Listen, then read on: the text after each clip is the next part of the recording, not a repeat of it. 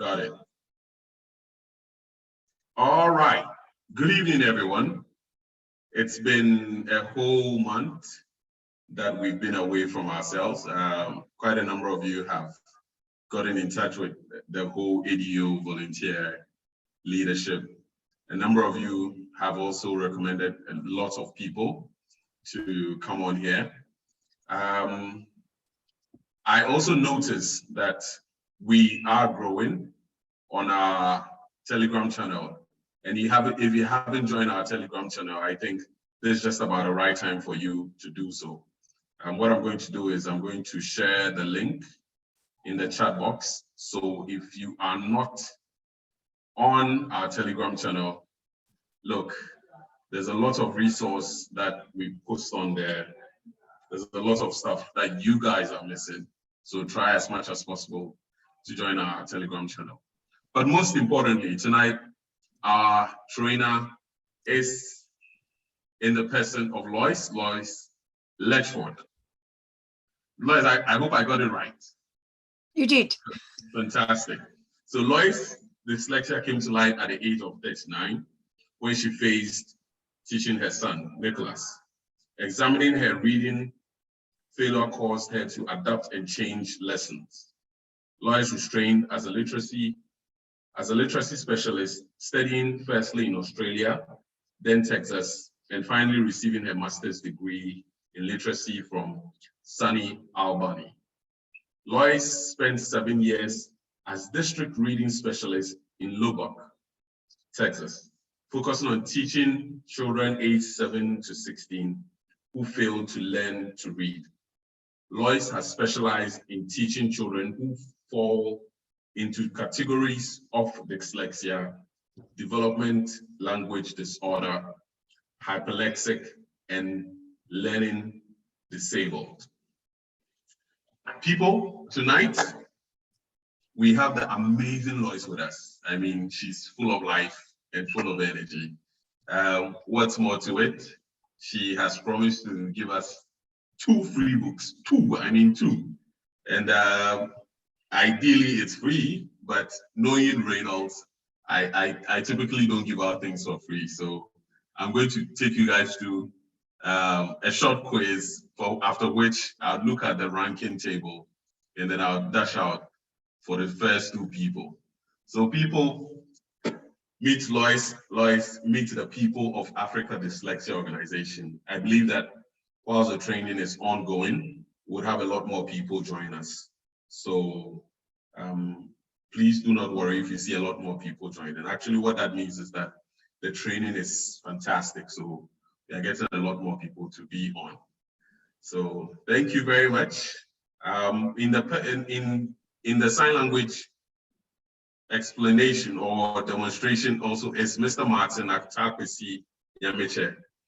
He has been with Africa Dyslexia for quite a lot or a number of months now, and he's been instrumental in making sure that our brothers and sisters who are unable to hear us as we speak can actually see us and also learn from the things we share at our meetings. So thank you, Martin, once again.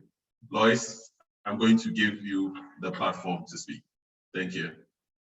Thank you. I thank you for inviting me. I am delighted to be here and to share all that I do about literacy. There is my presentation. So I have planned 90 slides, so I hope it works for an hour and a half. We'll see. And it's an interactive session, so I'm expecting you to either write or answer in the chat. Let me go, enter. So this is my, there we are. So who I am. Let me move that out of the way. As Rosalind and Reynard have told you, I came to reading through not quite a normal method, but by being a mother. And I'll tell you my story, and I have taught around the world. My job is to take the most vulnerable students and teach them to read. and how much of what I do, or so much of what I do, actually comes from the way we think about the children we are teaching. And my first question was, where do you live? And many answered in the chat about that first up. So thank you. It's wonderful to see people from Ghana and from Kenya. Do we have any other countries? I myself have lived in Australia. Australia is my home. You'll notice the accent. Australia is my home. We've lived in the UK, both in London and in Oxford. And currently we live in upstate New York. We also lived in Texas, but now we're in upstate New York. I've followed my husband around the world as his work has taken us to various places. But the first thing I want to show you is the quote that I live by, and that is learning and learning problems dwell in activities and cultural practices situated in the context of social relations rather than in the heads of individual students. This has been an old quote, and it comes from the Emeritus Professor Dudley Marling. So we'll think about that as we go through today's presentation. And the second point I want to make is that we judge children very quickly by the rate of speech. And we think, oh, that child who's talking a lot and says a lot, we think they are smart. And when they learn to read with ease, we think they're very smart. And we think about those children who struggle with reading. We think unconsciously that child is slow. That child has a problem. And that's the sort of thinking I want to get rid of and dispel. I want you to know that those children who struggle with reading have a problem with learning to read, not with thinking, and not necessarily with learning. That's what I should have got rid of. I should have my timer on, so just give me a minute to change my settings to, never mind, it'll be right. So I have a lot to say, and I hope you are ready to share. What I want you to think about before I even start talking is about the child's experiences, the children that you are teaching and working with now. What are they seeing and hearing and touching? Think about that. Can we write it in the chat? What do they see? What do they hear? What do they taste? And then secondly, what activities do they do? Can we write it in the chat?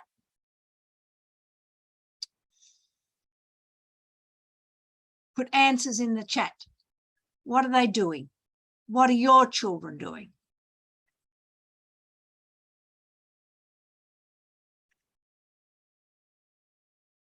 I'm not seeing any messages.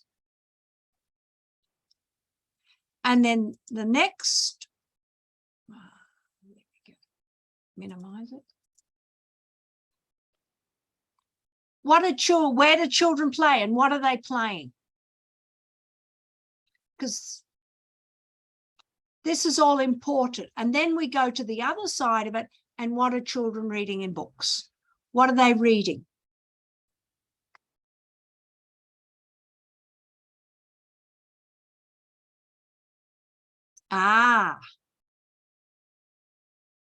Fantastic. I'm glad they're building with Legos.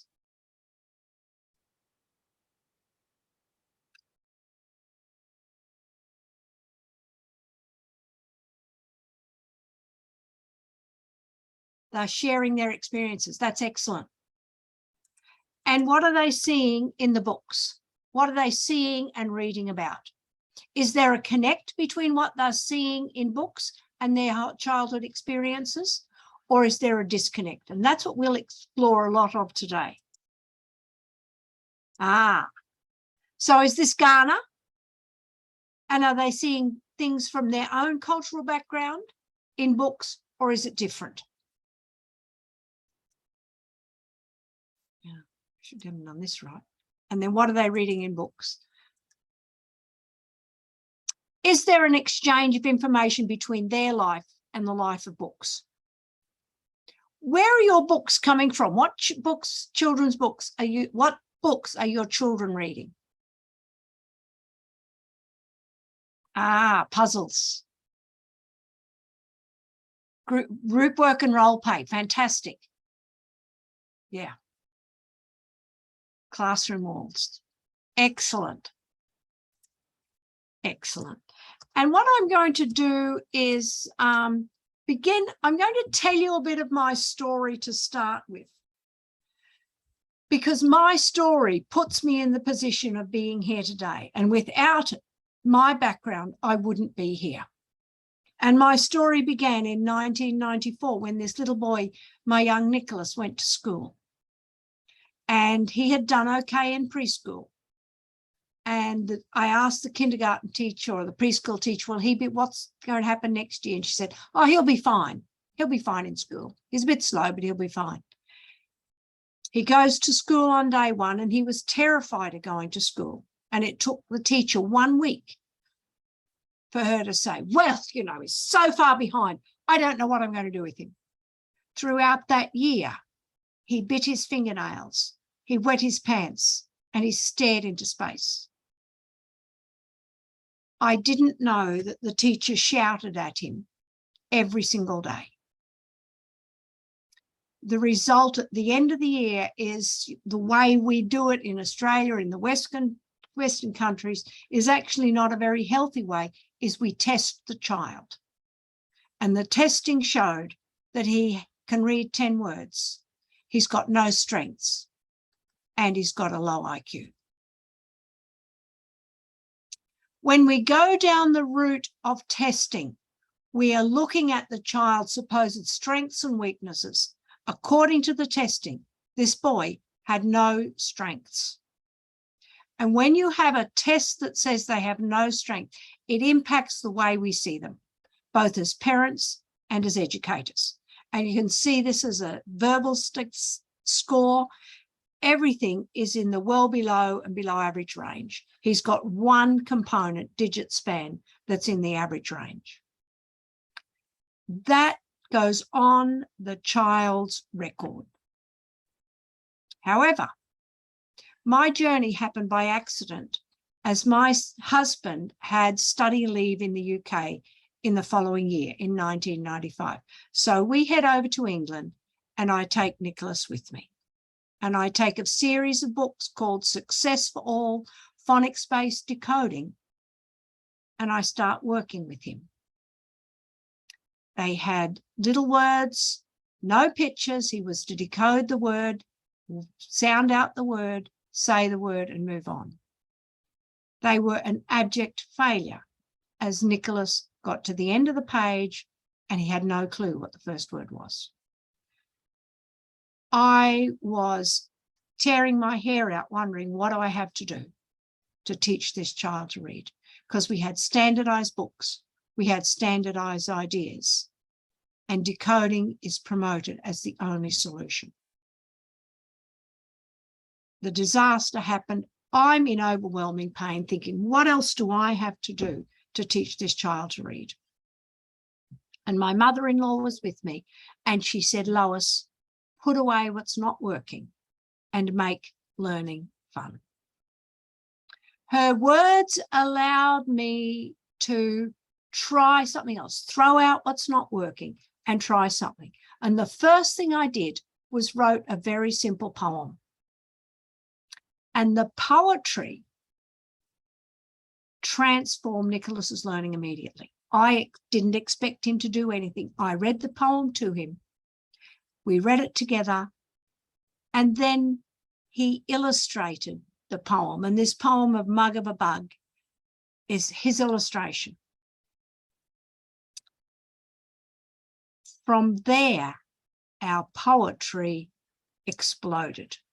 I did teach decoding, but it was through this series of books called Hear It, See It, Say It, Do It by Mary Atkinson. There's a series of 4 books here, and it took us 8 weeks to go through book 2 with just doing the SH, the consonant digraphs, SH, TH, and CH with short vowels only. Short vowel, the consonant digraph at the beginning of the word, and consonant digraph at the end of the word. He learned that. It took us another 8 weeks then to go through consonant blends. But that slow pacing worked really well for Nicholas. I kept writing poems, and the words cook, look, and book came up, and I wrote a poem about Captain James Cook, the last of the great explorers. And my Nicholas, who had this low IQ, said to me, "And who came before Captain Cook?" And I said, "Well, that's easy, Nicholas. That was Christopher Columbus." And he said, "And who came before Columbus?" And the moment he asked that question, I knew I had a child who did not have a low IQ. And that was critical for me to see that change in my change of how I approached him. Yes, the way he was learning decoding was slow, but he was learning. And when he asked the question about who came before Columbus, we were in Oxford, and we go to the Bodleian Library and say, we're looking for the world's first map, and it was drawn by a man called Ptolemy in Egypt, in Alexandria, about 240 AD, and this was his map. And at the Bodleian Library, the lady says, "Well, here's a book that's been published recently, and it's a book of Ptolemy maps." That day, Nicholas was over the moon and excited and drooled over the maps of the world, and it sent us on another exploration of the changing map of the world and how that evolved.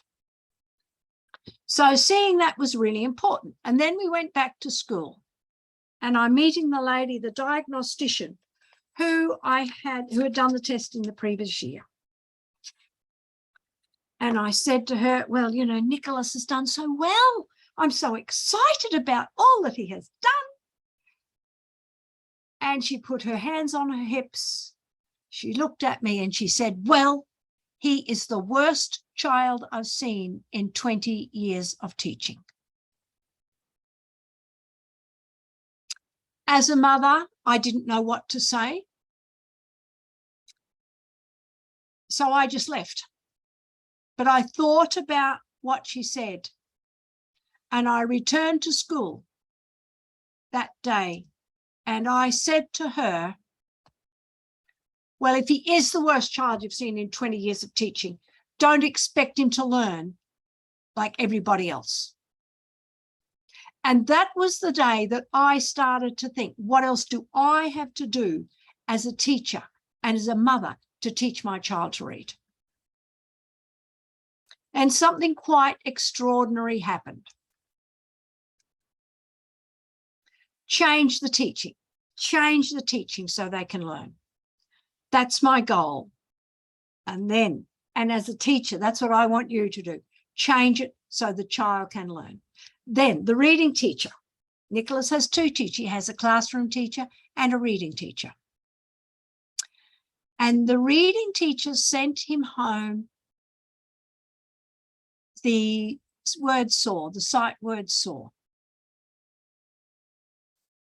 Whoops, let me get out of the way.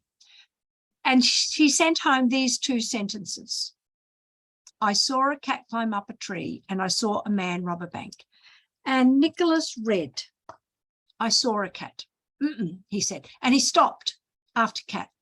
And he went back and he said, "I was a cat." And he read again, he tried again. And he said, "I had a cat." No. And I answered, and then he just handed me the paper. It took me a while to work this out, but as educators, I want you to do some thinking. If a child is saying that, what is going on in their mind? And I want you in the chat to give me your interpretation. What do you think the child is thinking?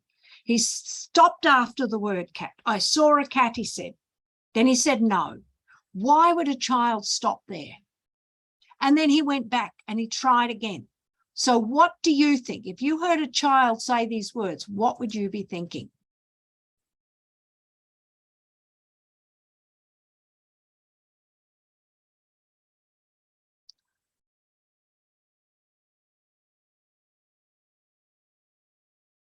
Books are in Ghana.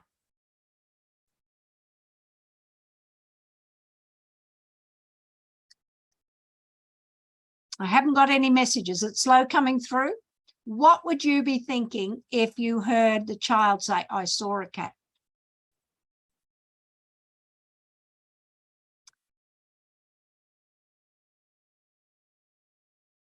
In fact, what happened to me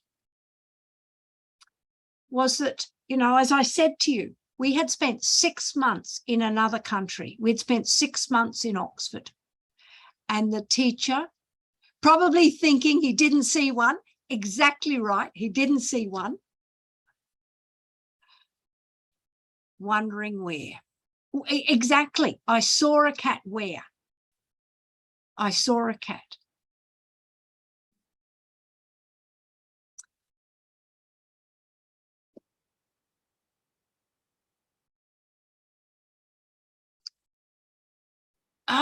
He's probably reading it backwards, exchanging it for saw, for was. Possibly it is. He certainly did it. He did was. He tried it. What's happening is I saw a cat. He stopped there because how many meanings does the word saw have? Answer in the chat. How many meanings does the word saw have?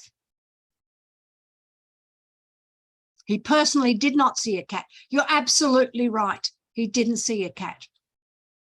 2, Albert, 2. Does it only have 2 meanings? The challenge comes.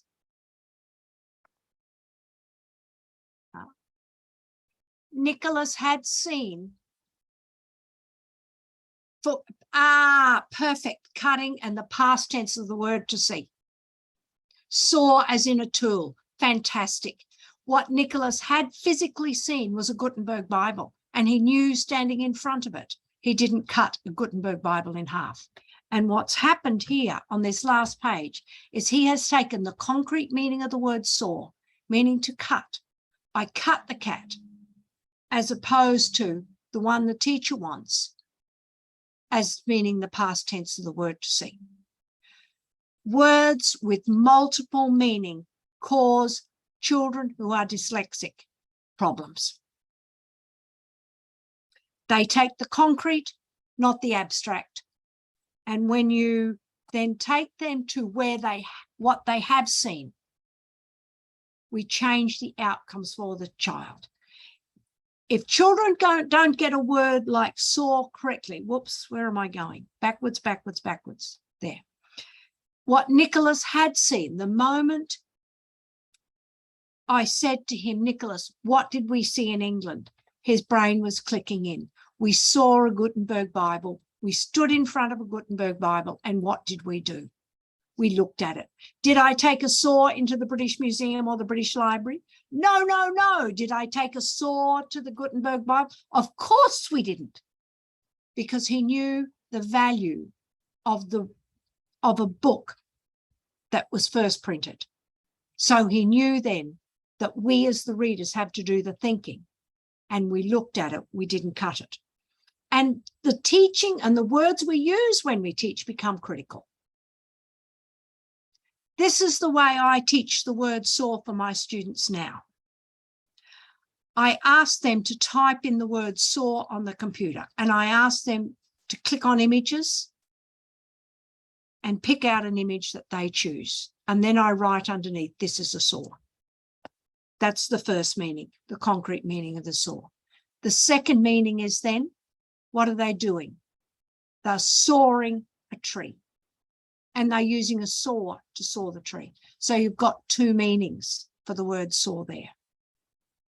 One is the object, second is to cut. and I saw the log was, there's the word sawn, S-A-W-N, but to saw a log or to cut a piece of wood, to saw it. And the third meaning, I walk with my students. I take a book with me, and we often go to the library. I start and talk to the librarian, and then we watch the librarian do something. After we've talked to her and watched her, we leave the room and I shut the door. Why would I be shutting the door? Because I want my students to know the difference between I'm talking to them now and talking to them in the past. And I say to my students, what did we do? We saw the librarian reading to the children. We saw the librarian putting books away. When is it happening? Is it happening now, or is it happening in the past? It's happening in the past. If they say now, I say, no, what are we doing now? I am writing now. We saw the librarian a few minutes ago. And here's the challenge of the English language. A word saw acts from 2 seconds ago to millions of years ago. It's the same word. And that's what we have to teach our children, that the way words operate and the way we have to read them, we have to do the thinking. And once I've had my students understand, I think this word has different meanings, I then have to choose the correct meaning. My students walk away and go, now I know what I have to do. And it was this gap that I saw, and the gap that I saw between the teacher's teaching and my student learning that made a difference. And also how quickly and easily we jump to the conclusion, this kid hasn't got it because this child is dumb. And we blame the child rather than looking at what we can control, and that is the teaching. When we change the teaching for the students, we change the outcome. And that really informed my approach to teaching reading. What's my goal always? The goal is always for every child to recognize that every word carries meaning, that words carry multiple meanings. And finally, I want my students to know that I speak the words that we are teaching. And then I'm looking at some of the people in the chat, they were saying the books are from England, you live in Ghana. Sometimes there's a problem with that. And that's one of the things we'll work out today. And please feel free to ask questions at any time. So that's what I want my students to comprehend. And this is the braid of literacy. It's in many literacy books. And we'll notice that we're asking children to use their background knowledge, that vocabulary is critical and understanding the words is critical. Understanding the language structures, the syntax and the semantics, like the word saw. We have to know that that word has 3 meanings and that we as the reader have to select that meaning. We have to teach our children to do this rather than assume that they will make this jump.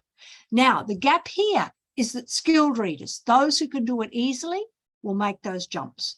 Those who are struggling with literacy, some of them may have a label, some may not have a label, but you'll notice that they are struggling, will come up and have problems with the syntax and the semantics. Verbal reasoning, inference and metaphors. We had just words with multiple meaning that I showed you the problems that my child had, and I noticed many of my students have. And then literacy knowledge, understanding how the language works and how different genres work. And then on the other component of that, we have the decoding and word recognition. Children who are dyslexic often get caught in only being taught about phonological awareness, decoding, and sight word comprehension. I go out of my way to combine language comprehension and word recognition on every single day when I'm teaching my most vulnerable students. Do you have any questions so far? Now, I just wanted to recap what, now I can't remember, Dr. Sethi had said in her talk, which I watched, and she talked about spatial and temporal orientation for dyslexics. These words, these challenging words cause problem, which is first and which is last, nearest and furthest, in front of, behind, even words like on and up. Because the word is not just a word that has meaning, it has word in context. It's a word in context that has meaning. Put the book on the table. Put the book on the chair. It's on something. Between. It's between what and what. So it's not understanding just the word and how to decode it, but the context of that word. And I spend a lot of time with my students working on reading the words and making meaning. Then what does it say to you? And then can we rewrite it? Do you have any questions? These spatial words, and I could say it here and I could do it here. Who is above you on the Zoom platform? I can only see a few people now. And who is below you? Who is beside you? Who is to the right and who's to the left? And that becomes a concrete experience. And that concrete experience is really important for our most vulnerable students. Strategy number 2. So that's my first strategy, is to look at spatial orientation. Yes, please ask questions in the chat. Now, poetry. Why is poetry so important? Can you answer in the chat? Why is poetry so important? Not just for the best students, but for those who are struggling, or not just for those who are struggling, but for your students who are flying. Why poetry? Any ideas? Why poetry? It involves rhyming words. It certainly does. I love it. And the rhyming, we have phonemic awareness. You have the play with words. Yes, this type of teaching applies to regular children, definitely to regular children. I will say it again and again and again. Our children who are dyslexic, who are struggling, take longer. I love your answers, Jeremiah. It's descriptive. It's perfect. Albert, it requires higher order thinking. It does. And it requires higher order thinking with very simple words. And thinking, it's the thinking that our children are really good at. And what else do we have? I love it. I love your answers. Emmanuel, fantastic. A new way of thinking. And I've got a list of, It encompasses the strategy of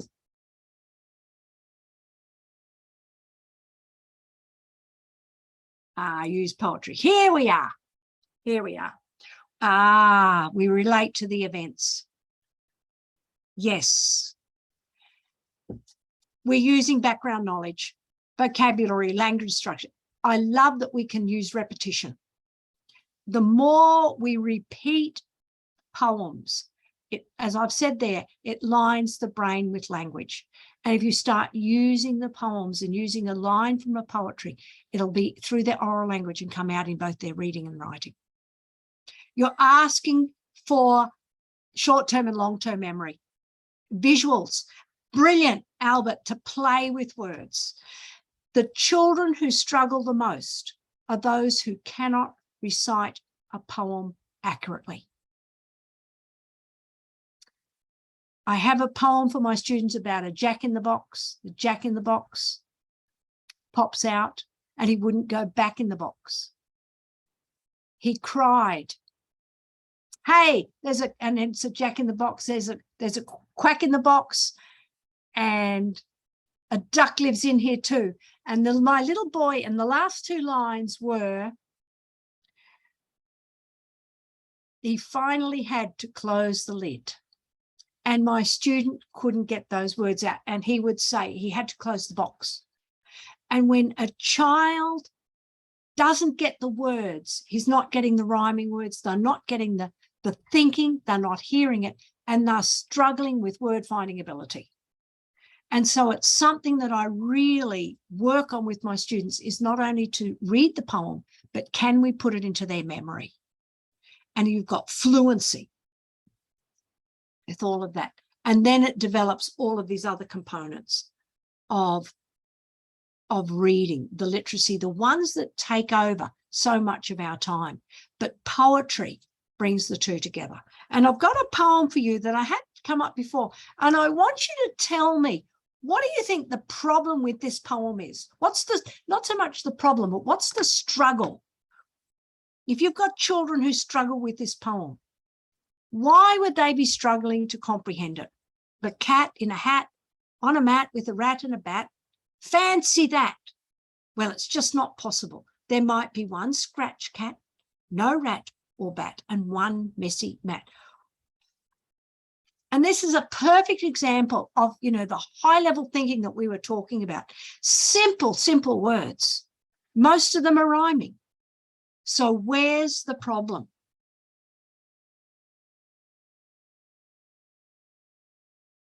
And I've used this poem with many of my students. And they all fall over on one particular component. Where do you think it is? Any ideas? Answer in the chat.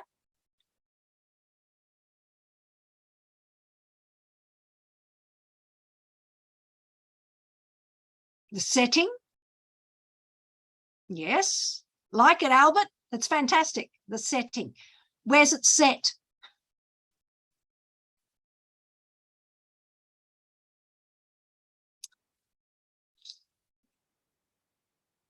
Overloaded with words, possibly, yes. With rhyming words too that are very similar. So what I do with this poem is I bring a hat with me and I use something for a mat, and then I have cards and I hand them to my students. One card will say, you are a cat. Second will say, you are a rat. And the third will say, you are a bat. Because we've got a cat in a hat on a mat. What goes on the floor first?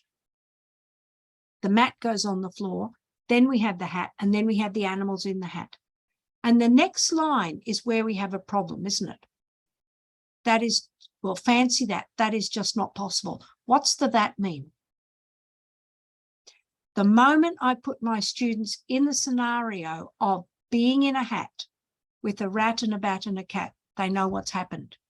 And in this poem, there's inference. You're not told, even with the simplest of words, what's happened.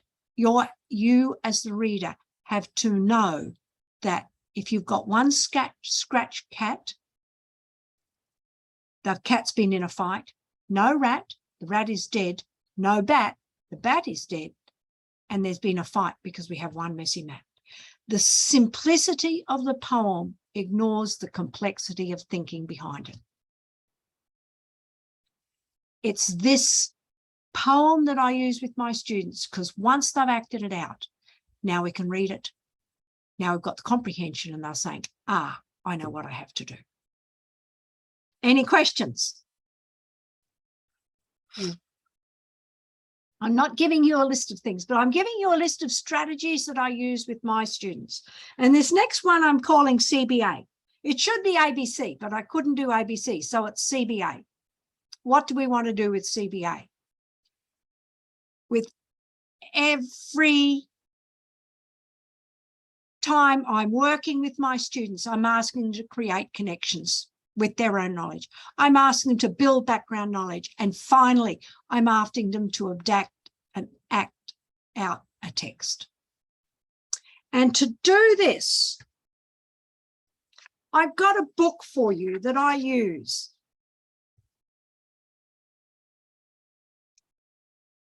Thank you, Kay. That's lovely. I love it. The simplicity ignores the complexity. It does. It's hidden. And we think that if children say the words, they comprehend. And if anything I want to get across today, that's what we have to get rid of. Just because children read the words does not mean they comprehend it. And this is the text that I use all the time. It's one of my favorites. Because I live in the United States and the world's a bit funny now, you could not use this book in the classroom because it talks about poop. So I'm letting that out there now. But for me, it is a fantastic book. And I'm going to read it to you and then come back and look at the challenges this book has as when we're looking at CBA, creating connections, building background knowledge, and adapting and acting out. The story of the little mole who knew it was none of his business. One day, the little mole poked his head out from underground to see whether the sun had already risen. Then it happened. It looked a little like a sausage, but the worst thing was it landed right on his head. How mean, cried the little mole. Who has done this on my head? But he was so short-sighted he couldn't see anyone around. Did you do this on my head? He asked the dove who was flying past. Me? No, how could I? I do it like this, she answered, and splish, splish, a moist white blob landed on the ground next to the little mole. His right leg was splashed with white. Did you do this on my head? He asked the horse who was grazing in the pasture. Me? No, how could I? I do it like this. And flump, plump, 5 big, fat, horsey apples dropped within a hair's breadth of the mole. He was very impressed. Now, and the book goes on and on and on and on. Whoops, let me go back. And I'm leaving it there because I've got lots of questions for you. It seems to be a fairly simple book. It's a funny book. So what challenges do you think this book brings? I didn't want to read it all to you because it takes, a longer time to read it. What challenges does this book bring? And I'll go back to the beginning, to this first page. The little mole. Any idea? Knowing you do. Lots of difficult sounds. Yes, yes. Particularly in the splish splish, but that's not, that's just exposing children to a wide range of language down here. The landing on his head, couldn't see anyone around, and a moist splish splish, a white bob, change of intonation. Yes, yes.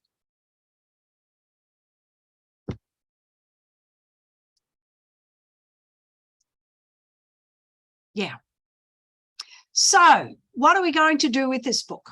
It brings lots of challenges. My students laugh a lot through this book.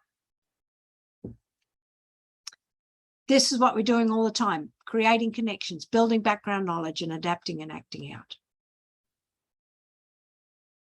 So the first thing I want to do is look at where the authors are and where you live. You can see by the name here, I don't know, do you understand? This would be, where do you think the authors are from? With a name like Werner Holz. I can't see now. Let me get that up. Holsworth and Wolf Ulbricht. Where do you think they are from? Perfect. Definitely German. Definitely German. So the first thing I want my students to do in building up their background knowledge and creating connections is, where do you live? So I get a world map and I say, where are you? Where are we on this world map? And there's Ghana. There's Nigeria. This is where we live. This is what our place is like. But these people come from another country, and they come from a country a long way north of us, in a place called Germany. Germany, it's cold. They wear different clothes and they have different animals. Which animals do we have here? So that's how I start my building connections with my students, so that they know where they're going, where they are on a world map. And you always start with the student, because once we've positioned ourselves, then we can identify other people in the country. So what animals are in your country? What are the same? What are different? Do you have moles? Do you have doves?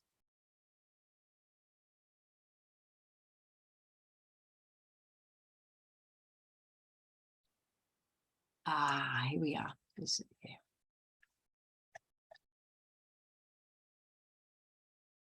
What animals are in your country? Anything the same, anything different? Because that becomes important. Now,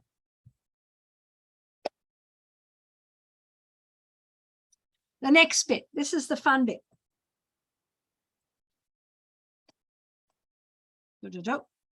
Ah, you have elephants. There's not going to be an elephant in this book. Ah, perfect. Parrots and rabbits, cows, zebras. So that gives you an opportunity to say, these are the animals in Germany, and these are the animals that we have here. Can we rewrite the text so it becomes our book? That's how I adapt it. The sheep and the dog. Yes, the dog becomes very important in the end.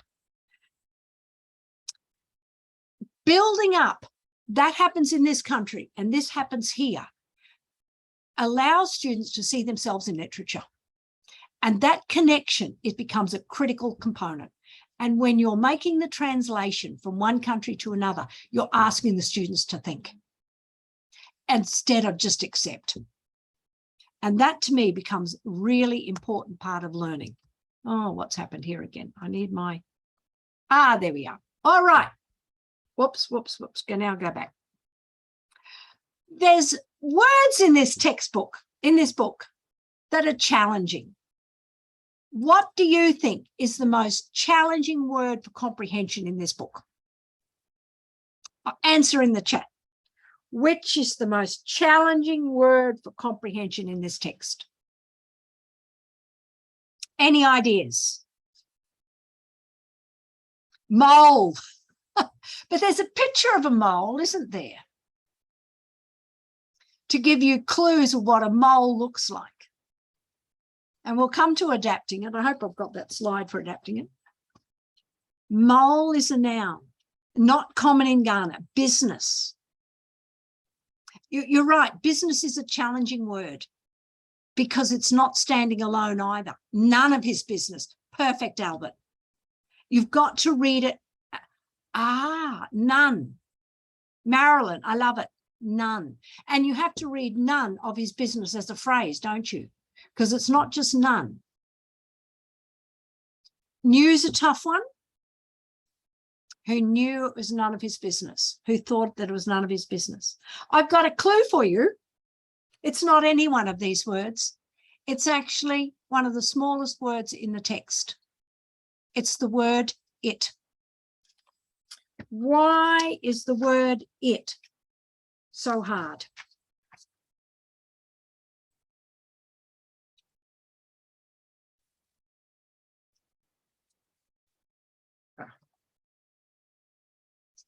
Why is the word it so hard?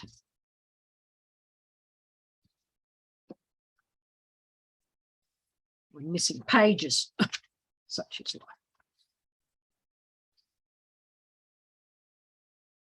Why is the word it so difficult?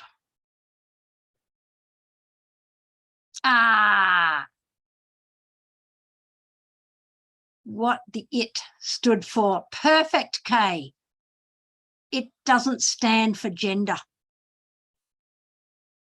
Absolutely right. It doesn't stand for gender. The word it. And what do you have to do with the word it? Exactly, Nancy. Because they may not know what it's referring to.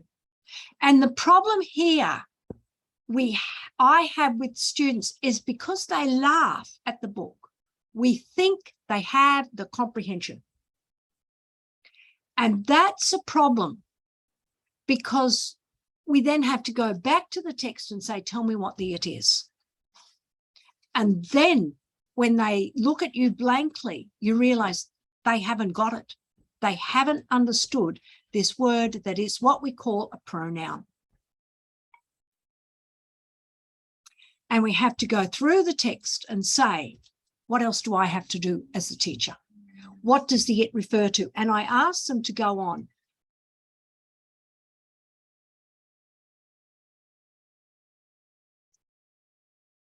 Yeah. With building connections, and I've got this out of it. I asked them to go on and reread the text. One day, the little mole poked his head. Whose head? The little mole's head out from underground to see whether the sun had. Then it happened. Then what's the it? What happened? And I take the it and put the pronoun in. Put the noun in, sorry. Then it happened. Then the poop happened. How mean, cried the little mole. Who has done this on my head? Acting it out, showing the children that it's my head. But he was so short-sighted he couldn't see anyone around. Did you, who's the you? Who's the reference to? Do this on my head? He asked the dove who was flying past. The you is the dove. He, who's the he? The little mole. Asked the dove who was flying past. And then it's who's talking now? It's now switched to the me. No, how could I? I do it. Now what's the it here? Is the it the same poop as before, or is it a different poop? And now does the dove, is the dove male or female, and how do we know? This all comes through the use of the word, of the pronoun. So pronouns are a really complicated component of literacy. What I get them to do is I'd print out a copy and I ask my students to circle the pronouns. And then not only doing it orally, replace and rewrite the pronouns with its correct noun. Comprehension moves from laughing at it to thinking, now I'm doing the thinking, now I know the work, now I have to know, now I know what to do. Early literature books are full of pronouns. Just because children read the word does not mean they comprehend it. If I say anything today, that's what I want to get through. And that's why I'm continually asking to build connections, create connections, build the background knowledge and adapt and act it out. Because to do that, pronouns then become meaningful.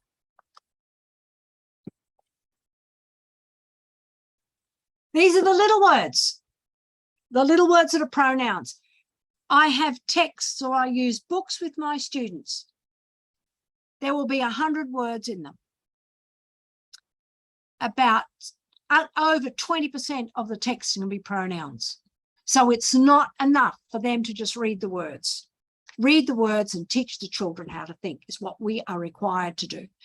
The more a child struggles with literacy, the more we will need to show them how the written language works.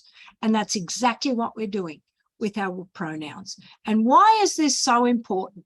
Because Yule and O'Killer researchers have done a lot of work on pronoun resolution. And you'll see in this one, understanding an anaphor. In academic literature, they do not use the word pronoun. They use the word anaphor. And they've written papers on children's understanding of pronouns. And in this first paper, they took 6 children of the same age who could read a text. Some were skilled readers and skilled comprehenders. Others, 16 other students, could read the text, but they had questionable comprehension. When they asked the unskilled readers to resolve the pronouns, they said they were using female answers for a word like he. When children are doing that, they have very little understanding of what is going on and they get left behind. You can take a very good 3rd grade reader and stretch their knowledge by asking them to read a passage that's higher level, and again, they will not be able to resolve the pronouns. Pronouns start easily, the noun and the pronoun sit back to back. As reading becomes more complex, the distance between the pronoun and its antecedent, the noun that we're looking for, which may come before it, may come after, it requires us to think, gets further and further apart. Does that make sense to you? Does that have us thinking more about the text we are putting in front of children?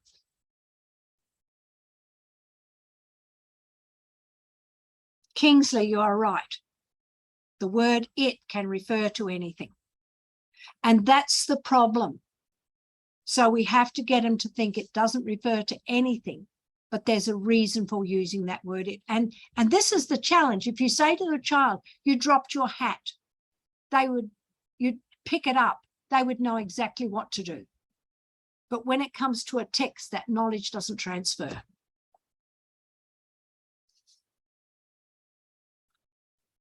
Any further questions?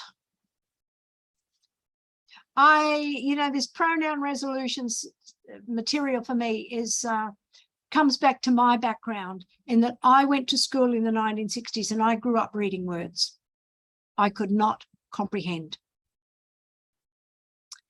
And so one of the big things about comprehension is making sure that every word carries meaning and that readers are thinkers. So, what have I done now? What's happened? I'm giving us a break. I'm giving us a break. I thought that's nearly an hour, isn't it? Oh, perfect time. While we have a break, I want you to just think and reflect about what we've said so far in the presentation. What have you liked? What have you learned? What else do you want to know more about?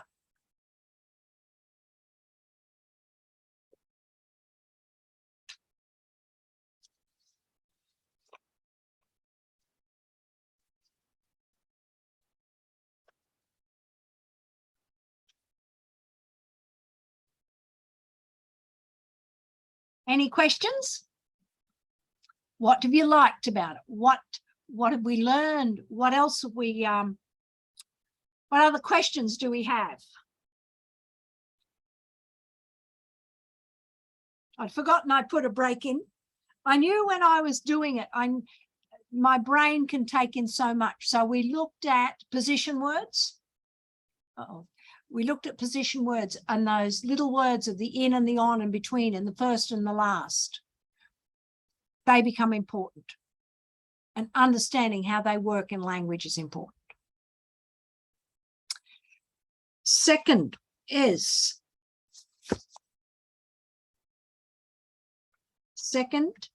now I've forgotten, poetry. Yeah, CBA, I do too. I thought that worked out really well too. And then the CBA, create connections with all that you're doing. And I'm coming back to that again. Is inclusive education, in an inclusive education school, is a dyslexic student always supposed to have? Samuel, that's a fantastic question. Let me read it out loud. In an exclusive education school, is a dyslexic student always supposed to have a special teacher, or can the main classroom teacher do the job?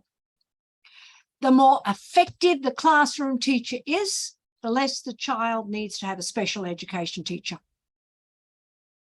And I will come into the future and I will say, there's three things a dyslexic child needs. It's going to take longer. It's going to take smaller steps in getting to the end. And it takes smaller group. Yeah. It's really, does that help? I have to be careful what I say, because a lot depends on the classroom teacher and how we see that child. If we just see a child in the classroom who is dumb and they can't do it, that's what we get. So our mindset and our thinking is critical for student success. I've learned how to represent pictures more in reading perfectly. Pictures, acting out. Acting out makes it real. It takes it from being a book to a real scenario. Make meaning more real for learners, and that becomes really important. Children can't read, doesn't matter if they are low IQ. I'll come back to that story and that comment again as well. My question has to do with whether I read out the words in bits to my children to understand, and then he repeats after me. I give him words of 3 or 4 letters and we pick up gradually. My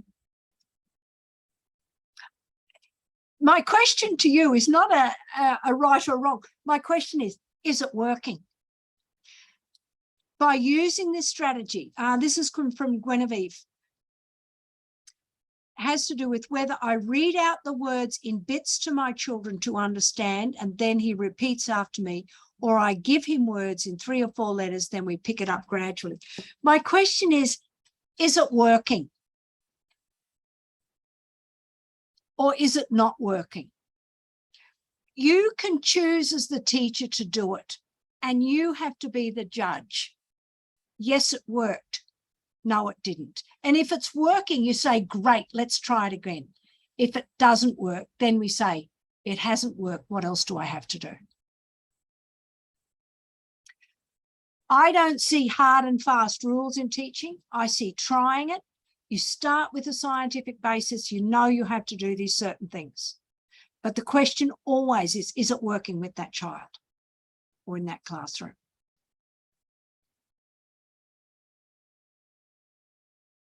I have learned, Alice, thank you. I've learned about creating connections with student knowledge and adapting the text. It's a shame on me that I've read the story of the little mole with my kids, but I didn't even think about adapting it to a reference for Ghana. Oh, that's fantastic. We're going to come back to that book. I've only used one book in this text. No, it's not a shame. It's all about learning. Build background knowledge. Yeah. And I haven't got it in my presentation, but have you seen the story, the TED Talk by Chimamanda Ngozi Adichie, The Danger of a Single Story? It was watching that and listening to that I realized how much of my background came from using standardized text.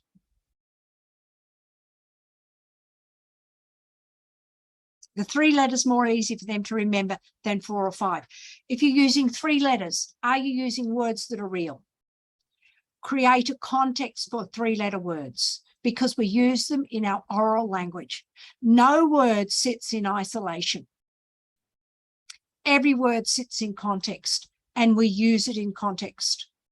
If you've got words that are 4 or 5, bring out objects that represent that are those words, whatever it be, and show them how the written language works, how we use it orally, how we use it connecting it in text. Okay, any more? We ready to go on? Oh, it was good to have that there, and I have got no more. Let's move on. Okay, this is where you've got some writing to do for yourself. Today we're connecting reading and writing. Why do when we say to children, we're going to write today, they go, oh. And I've got a little activity for you. Dumb of me to not print that bit out. Anyway, I didn't. I've got something for you to write about. Have you got a pen and paper or a computer? I have my phone here. I have got my timer on, and I am going to ask you to write for 90 seconds. 1 minute 30, isn't it? 1 minute 30. And I want you to write, and I'm directing you, write about Cape Town, South Africa. Ready?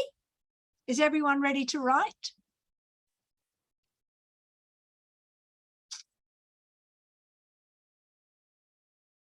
Okay, my time is on. Write about Cape Town, South Africa. Go. I will sit here and be quiet.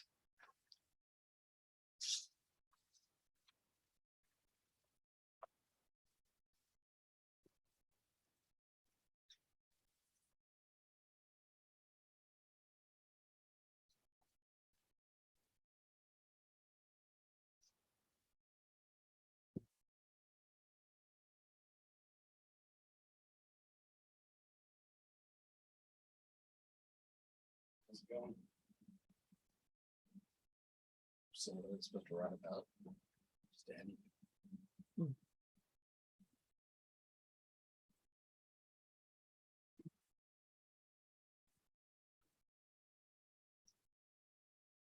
much longer do you have to go? Yeah. 1 hour?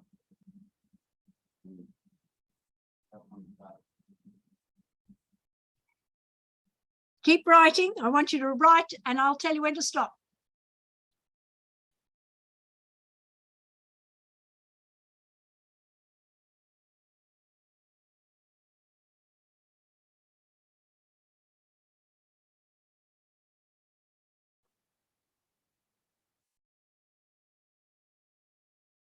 Ten seconds left.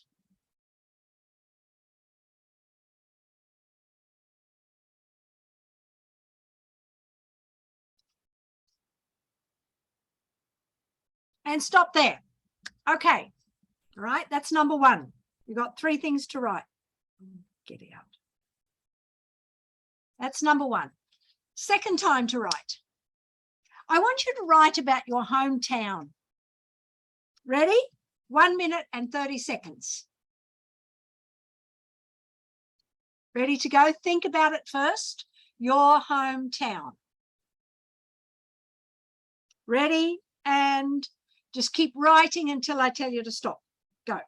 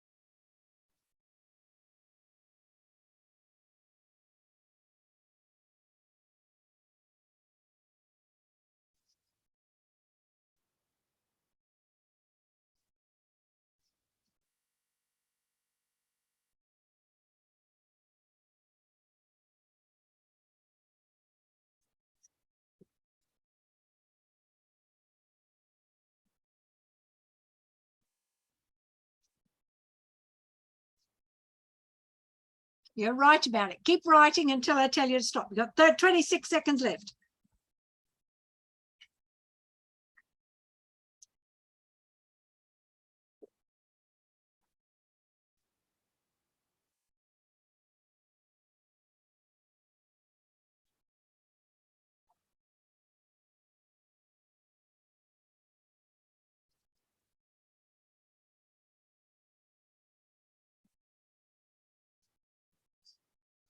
Stop there. That's 1. And 1 more we're going to write about. Whoops. I want you to write about your mother or mother figure. 1 minute and 30 seconds. Go.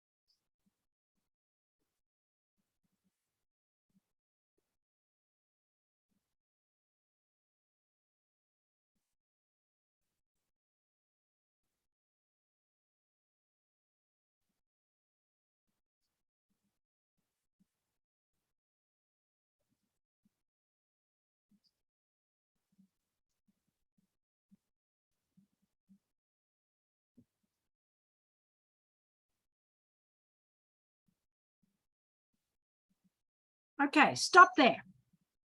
Right. Now, you've written on 3 things.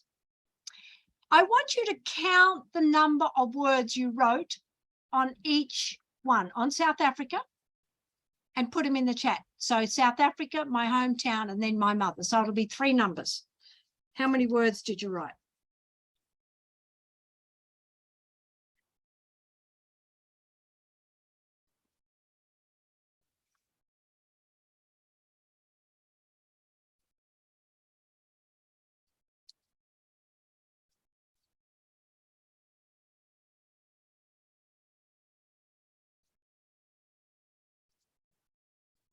Ah.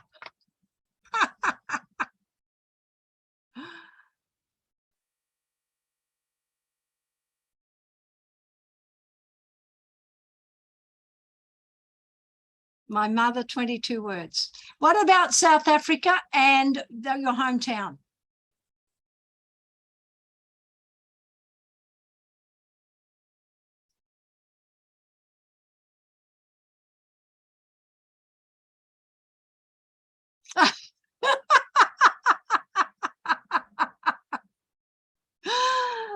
Oh, 16 on your mum. Okay, perfect. 27 on your mum, 24 on your hometown. And how many on South Africa? On Cape Town, South Africa. 25 in your hometown. I did 21 on my hometown and I did 48 on my mother. I didn't do South Africa and I should have. 4 words on South Africa. Yeah. You know why, don't we? We know why. Why? Yeah. 33 and 38. No idea. Yeah. Yeah. How we leave children helpless. Yeah. Let me read this one out loud from Nancy. I can really relate. This is, let me go back to that. This is when you are given something that you have no idea about because you have no connection with it. The second scenario flows because I've been there and I've seen it and I've felt it. A perfect illustration of how we leave children helpless. That's exactly right. You know, when we want our children to write, go back. Lovely and calm. Yeah, 5 new messages. Hey, this is fantastic. None on South Africa, 32 on my hometown, Elizabeth, and 40 on my mother. That is brilliant. That is brilliant. I was choosing up between Darwin, Australia and South Africa. Your hometown, 48, and none on South Africa. And you are, it's not that you wrote none, you ask why. What do we write about? You write more effectively when you write about what you know. We can model writing for our children, and as I did, we should be writing with it and shared writing with our children. So we're connecting the reading and writing piece all the time. 17 words on my mother, 9 on Ghana, my hometown. Yes, none on Cape Town. That's perfect.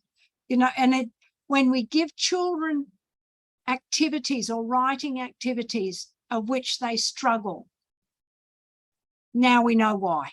It's not that they can or can't do it. It's they often have. They're stuck. They don't even know where to start. None on Cape Town. That's fantastic, Mary Magdalene.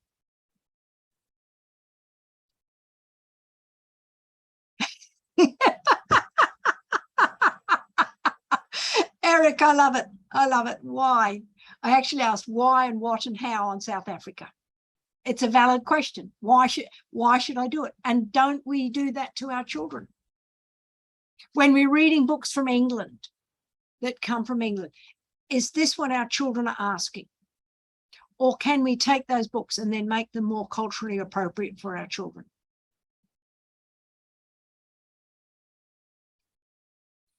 Lots of thinking about here. Get out, get out. Oh. Right, how are we going for time?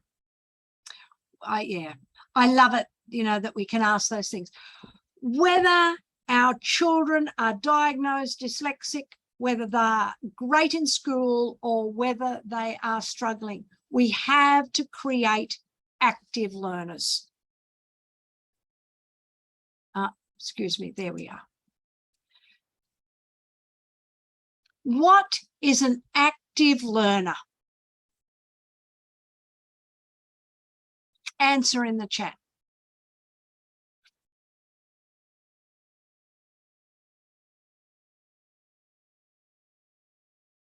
I'll put some of the answers up, but what is an active learner?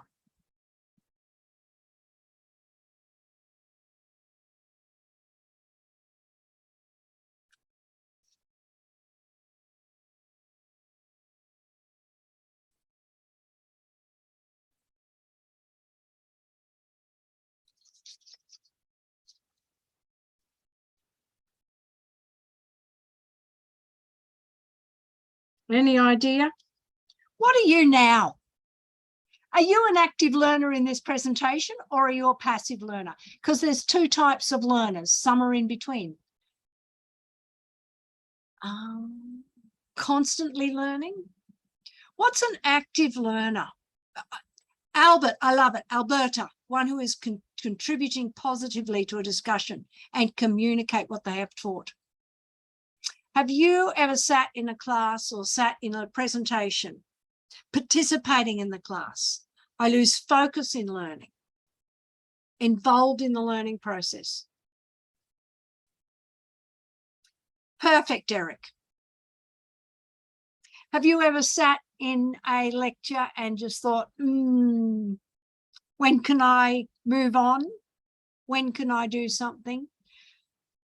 Because that's a passive learner, or taking a passive part in the presentation.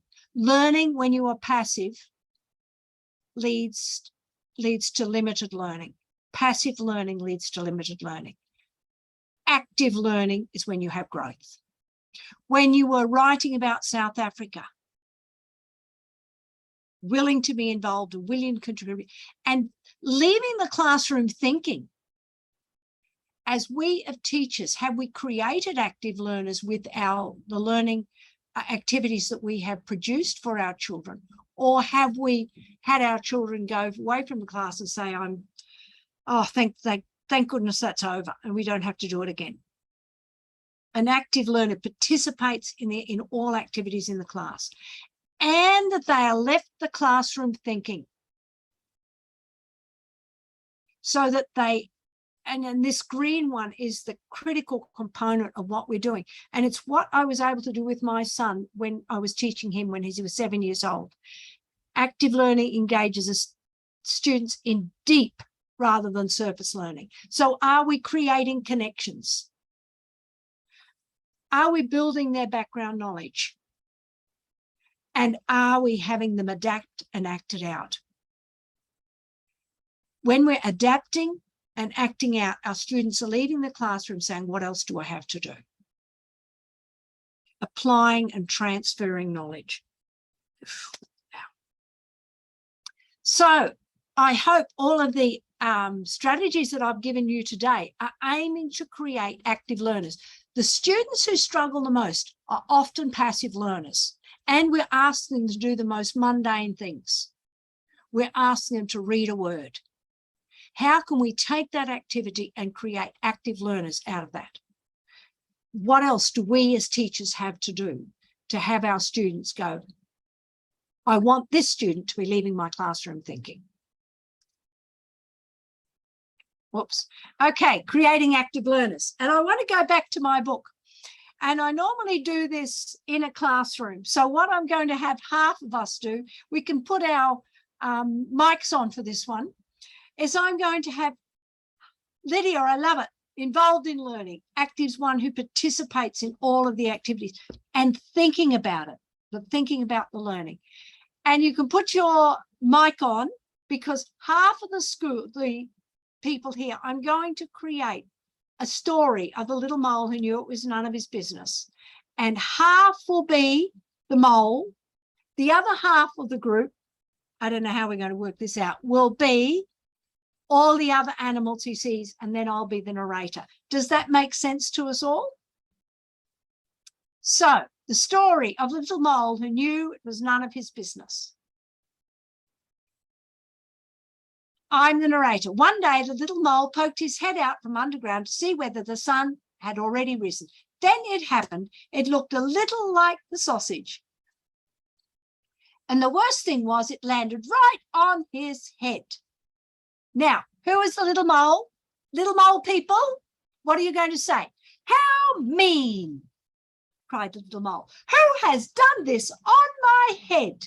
And then the narrator speaks, but he was so short-sighted he couldn't see anyone around. Now, the other half of the class are going to be the dove. Now, who's still talking? I've got this wrong. It's the little mole talking again, isn't it? And the little mole is going to point the finger at the dove and say, did you do this on my head?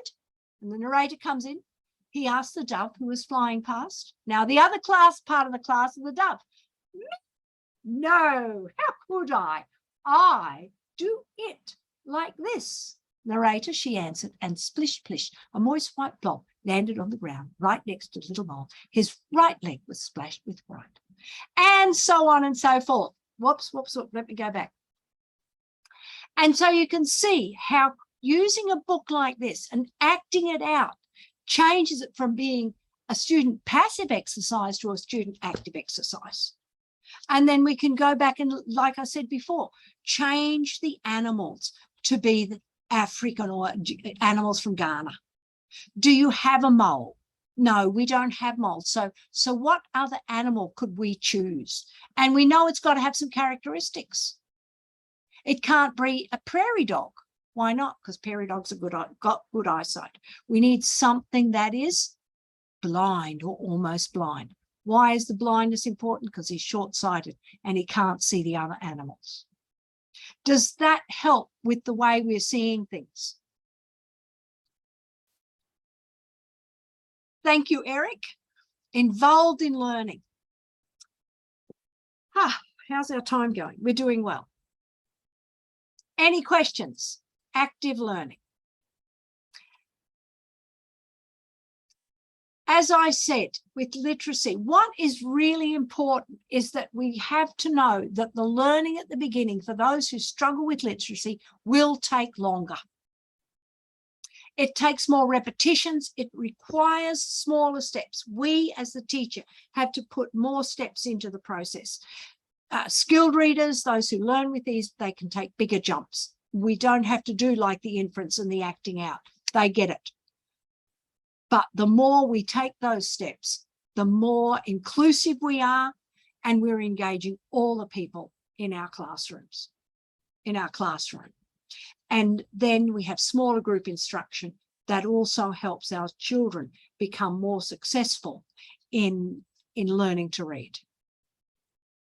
And I'm going back and going on. Any more questions? Any further questions? I said I was going to talk about short-term and long-term memory. And this fits in with all that I have done today in teaching. Short-term memory is like a scratch pad. You use it and then it goes out. Long-term memory is there for good. And short-term memory is like a closet. And I got this from the book Curious by Ian Leslie. And he says, you know, it's got limited capacity. So you get so much in and the rest goes out. And you see our children who struggle with literacy having problems with short-term memory. And I go back to the word saw. He can't remember the word saw. And we have to ask, why can't he remember the word saw? And when you see he's been given a description, saw a cat climb up a tree, has he seen a cat climb up a tree? And I dare not even ask about asking, saw a man rob a bank. Yet the moment we put it into a context where he understood, we saw a Gutenberg Bible. Yes, I remember. We saw a Ptolemy map. Yes, I remember. And so we really have to work on when children don't remember something. Why don't they remember it? What is stopping them and what do I have to do to help them read? This is the long-term memory is huge. It's a vault and it's a sum of all our experiences.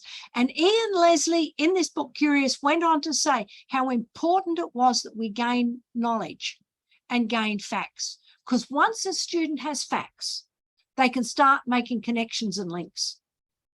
Now, we don't have to drill the facts, but they need to have an idea when things were going on.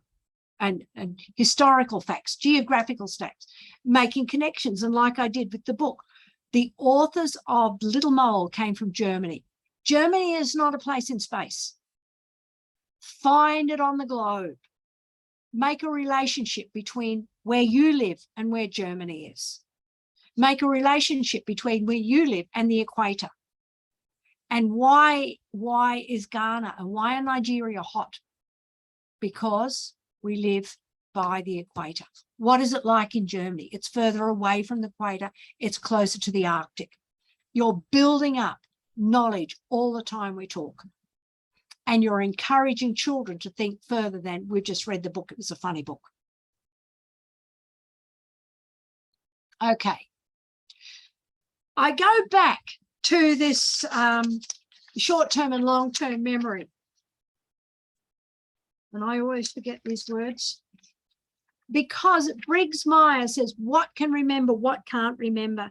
And she said, to learn or new fact, to make it accessible, to voluntary recall, we must give it a child's enough attention for a child to fix on it in their mind.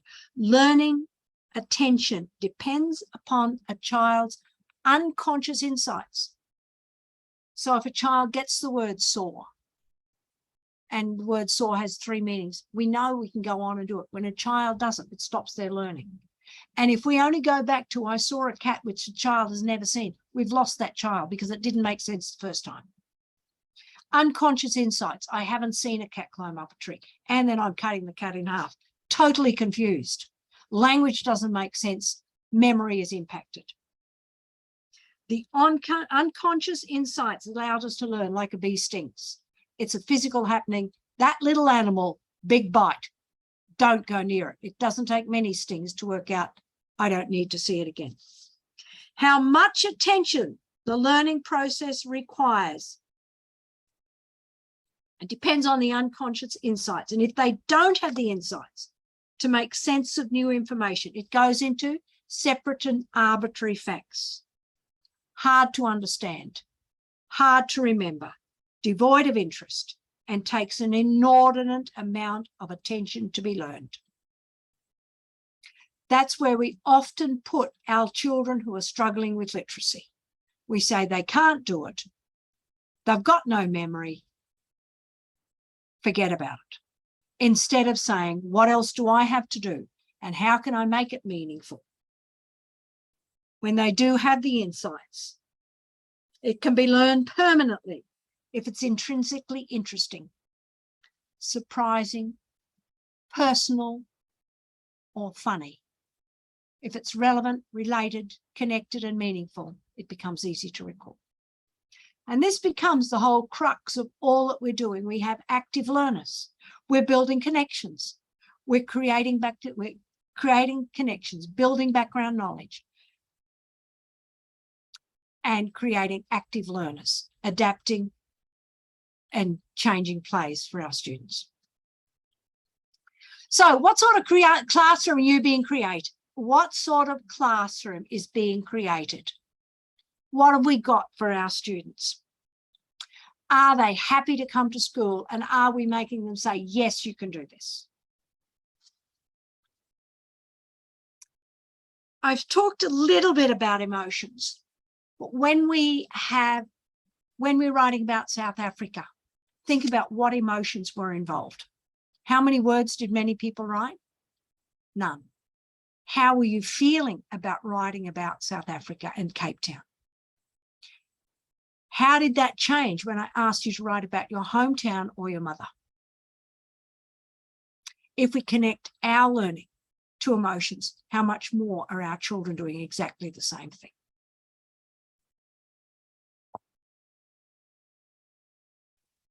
I want our students always to be engaged in learning and literacy. Their experiences matter. what they do around the house, around the home, around the school, around the town. What they see are their experiences. They matter. Read about them, write about them, and build connections with all that they are doing in their everyday life. The emotions, just like writing about South Africa, matter. And this is the research base about emotions. I told you about my son, and I know Rosalind's story. When my son went to school in grade 1, he was in a survival state. He bit his fingernails, he wet his pants, and he stared into space. He didn't cope in the classroom. His brain did not function. Rosalind, I imagine, was exactly the same. Nothing worked. And the school then said to me, your child is done. When I took my child out of school and I taught him for those 6 months in Oxford, I started with a series that didn't help him. And he's asking, am I loved here? And we were flitting, actually, I think, between survival state and the emotional state, because there was very little progress. However, when I changed the teaching, when I started to write the poems, when we started exploring about Captain Cook and started exploring the City of Oxford, I had a child who was in an executive state. What can I learn? How much more can I learn? This is the most exciting part of my life. So what we do in the classroom impacts our children. They have to come to school and feel, even though they might not be as successful or the most successful child in the class, they have to feel that they can learn. And when we've got them learning, then they are in a state for the brain to function and take in all the information.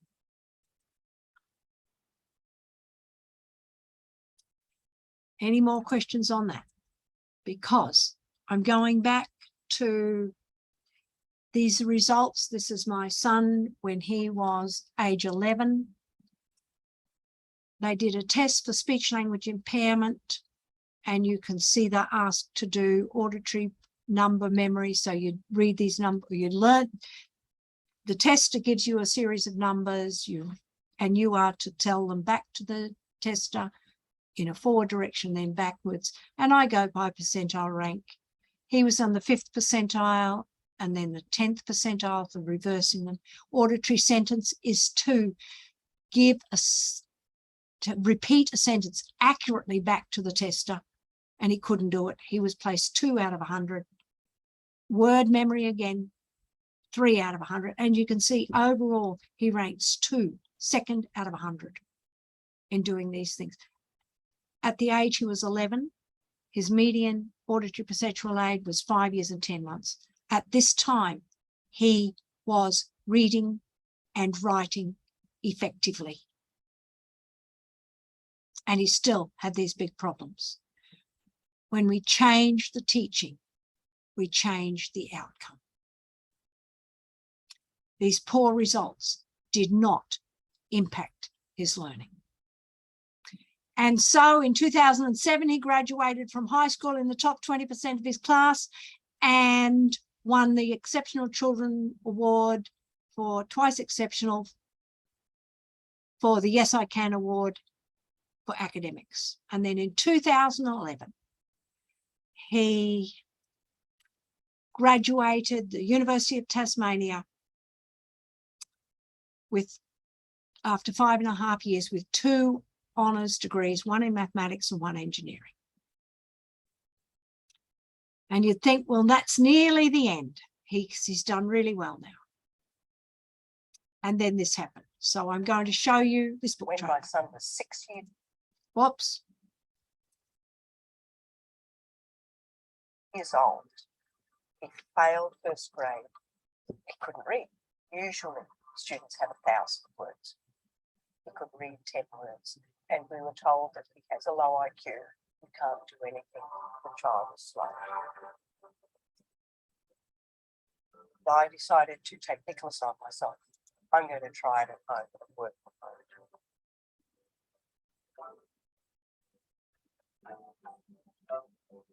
I had these books called Successful Phonics-Based Decoding, and it was a disaster. But made it all fun. You throw away what he can't do. Once we got that, you have a different child. For the degree, Doctor of Philosophy, Christchurch. Lois Letchford.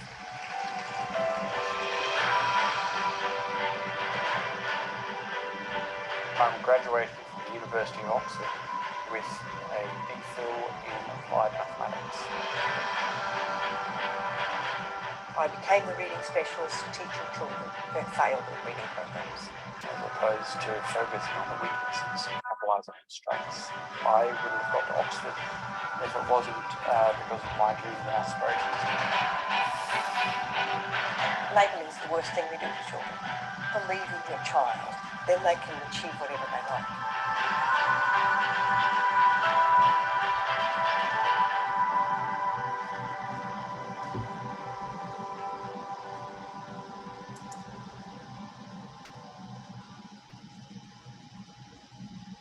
And so I want to finish up where I started, that learning and learning problems dwell in activities and cultural practices situated in the context of social relations rather than in the heads of individual students. And that's a review of my book, Reversed a Memoir, and so we go from there. Have you got any comments or thoughts?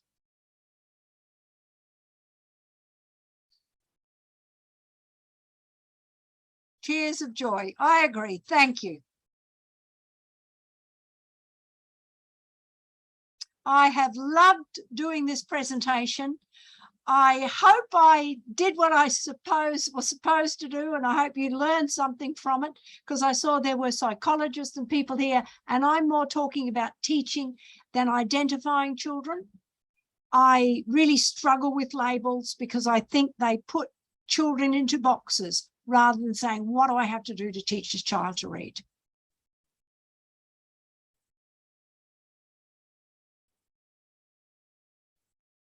So,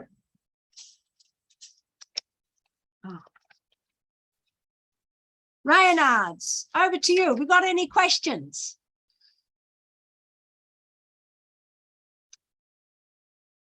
Lydia, thank you. Learned a lot.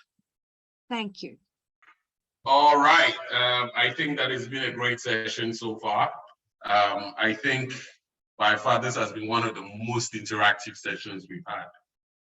Correct me if I'm wrong, Rosa, but we've had lots of people putting in comments in the chat box and also interacted quite a lot. Honestly, it's been wonderful. It's been great. And I just can't wait for people to ask their questions and share their comments. So in the next, say 10 minutes, I'm going to open the chat box. And in fact, if you want to speak, you can also use the raise hand feature to raise your hand, and then I'll unmute you so you can go ahead and ask your question. We have a game. We have a game coming up so that we can also use that to share the books that I earlier mentioned. Kay Asante, I can see your hand up. Where's your hand? Where's your hand? Okay, you can unmute. You can unmute and then ask your question. Please go ahead. Great, thank you very much. It's actually not a question, but clarification. And I was so much and still so enthused and perplexed with the saw and everything, the way we use the word saw and the tool saw to really clarify the need to be so practical in our interactions with these children, and be so much patient, knowing that teaching them takes time. And so being practical and being patient as the two key words that I took from this whole presentation, and I want to be extra practical and patient in my life ahead with this. Thank you very much, Mommy. Bless you. Thank you very much, Kay. Thank you. Yeah. That was very wonderful. Lois, do you have something to say? No, use the child's experiences. Walk and talk with them, read and write with them, create your own books. It's the best teaching ever. You're right. I love the comment. Fantastic. Alberta Machi, you can unmute yourself and speak. Yes, so my question is, as a school where you find you have challenges with a child and you send the child for assessment, the child comes back, the assessment comes back, and as a facilitator, you identify with some of the things that come back in the report, but the parent is not accepting this report and refuses. How do you go about helping the children or the child? Because that's a dilemma we tend to face a lot, especially when the parents are sort of in denial. Yep, I understand.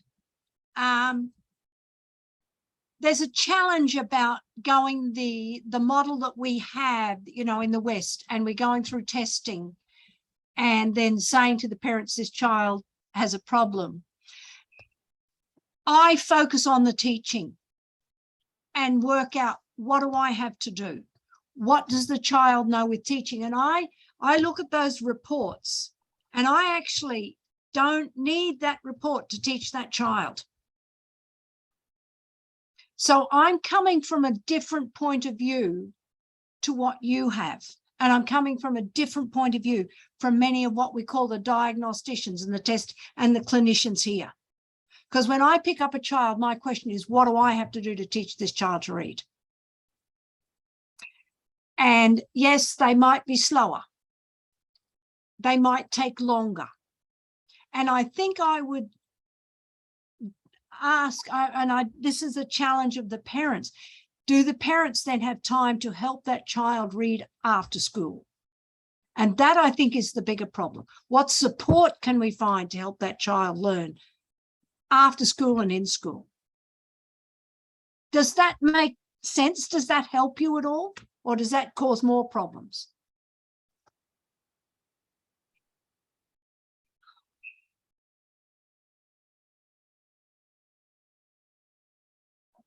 Hi, Alberta. You can answer that.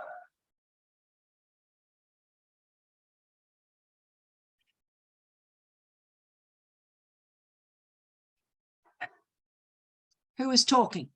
Who was that? Yeah. Alberta. Okay. I Okay. think, Yes. Okay. I wasn't allowing me to unmute. Sorry. Oh. right. I do understand where you're coming from, but most of the time, parents are not in the position or do not have the time to help the children, especially with reading. So Yes. you find that as an institution, you're doing your part and the child goes home, nothing is done, and the child comes back to you. So you find a delay, or it takes longer, and then they expect the child to keep moving on. Yes. With the child's class or classmates, and it becomes very difficult because yes, in our side we are more concerned with passing, more or less. Everybody is. And the United States and Australia is no different. And it, you know, it is a huge challenge, because I look at my son and the amount of work I had to do as a mother. And if he did not have that support, he would have been lost. Yeah, I agree. And, you know, and when parents are flat out putting food on the table, that's their priority. And we don't have time then to fill in all the other bits. And it's a matter of what can we do as a school and a society to support children who don't have the support at home. And that's a question I don't think we're answering. The answer to questions, I mean, in America, is that people or parents have to have money to pay for tutors. Or can we get some volunteer tutor after school? But I think then, if it's possible, it must become a community issue.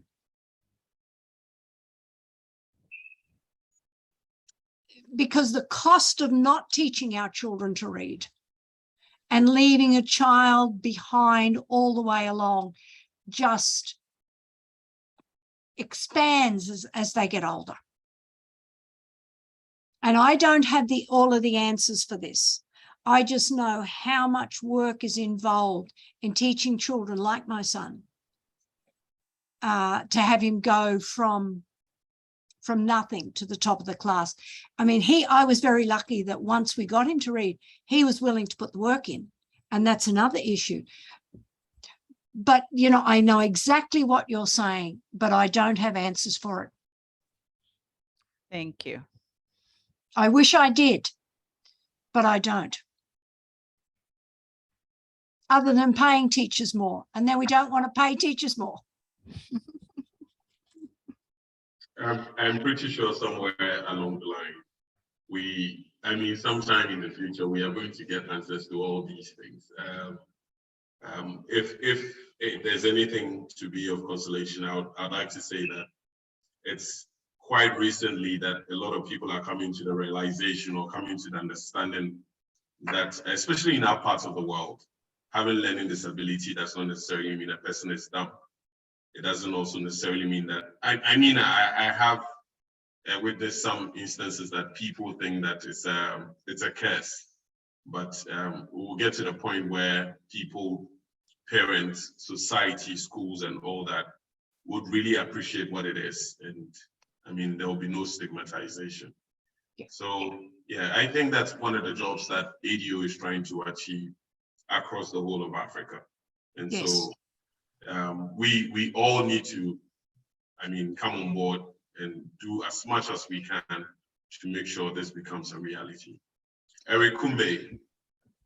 Okay, Lois, you can actually speak before I call Kumbe.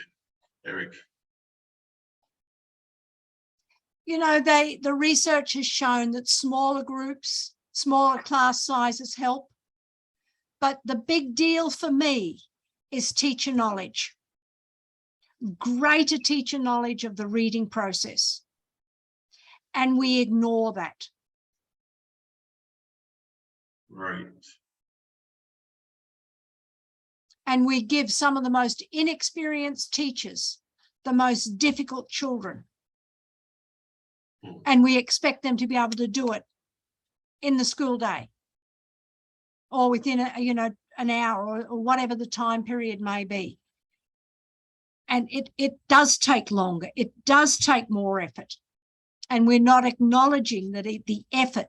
And I remember reading an academic paper that said we severely underestimate the resources required to teach our most vulnerable children. And my son would be one of the most vulnerable. So, I understand the struggles that we have, but getting across that just because children struggle with reading does not mean that they are dumb. That's an ongoing issue. That's true. Very true. Very true. Eric, I saw your hand up. If you still like to speak, you can go ahead. Eric, if you still like to speak, kindly raise your hand again. Let me unmute you so you can speak. Right. Unmute yourself now.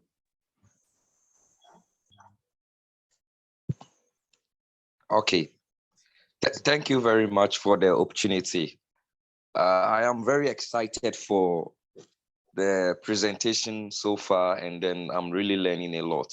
My question is during Madam's presentation, she made mention of the fact that you can link, try to create a connection between active learners and passive learners.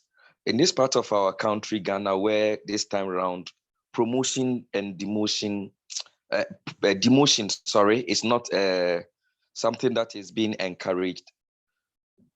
I'm wondering how you'll be able to link the two, because some of the case in the classroom, upon several attempts to pull them along with the active ones, you find it very, very difficult doing that with all the patients, the learning materials, and even the extra teaching you even involving. So what do you do as a facilitator in that circumstance? Thank you. Thank you, Eric. Excellent question. The more we can personalize instruction, take whatever we have to do and make it important to that child. And now we get stuck with, this is the curriculum we have to teach. And there's a mismatch between what we have to teach and the child's background knowledge. Do they understand what we're doing, particularly in science and mathematics and social studies? You know, how much more can we personalize it for our children? I mean, it becomes, it's a challenge, an ongoing challenge to teach them. And it, you know, then I think of the Briggs-Myers stuff. Connected, related, and relevant is what we're doing connected for them. Is it relevant? Is it related? Or is it just South Africa? Or again, do we have to write about Cape Town? I think that example gives you an idea of where are we teaching and how much can we change and how much is out of our control. Does that answer your question?